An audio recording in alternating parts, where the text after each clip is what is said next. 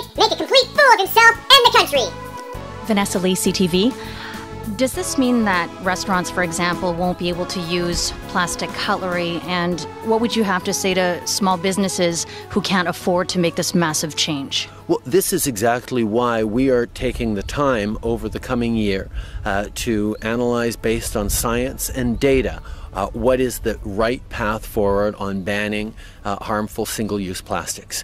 We know that there are perhaps unintended consequences we need to mitigate for. We need to make sure we are ensuring proper alternatives for businesses that they are going to be able to afford and use. And those kinds of reflections based on science and data is why we are taking the time to get this right by 2021.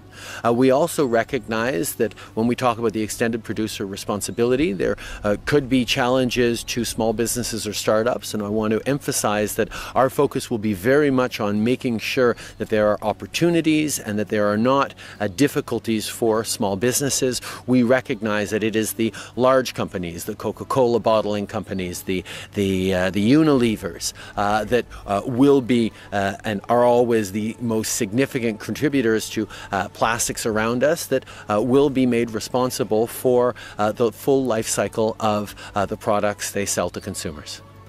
And what do you and your family do to cut back on plastics?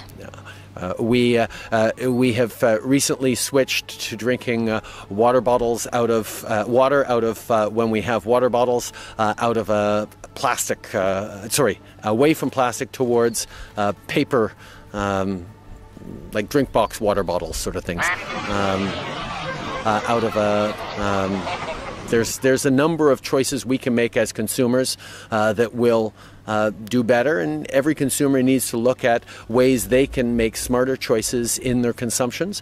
We certainly do that on a daily basis as we've switched from plastic water bottles to paper water bottles or cardboard water bottles. But there's always more things to do, and we're looking forward to continue that.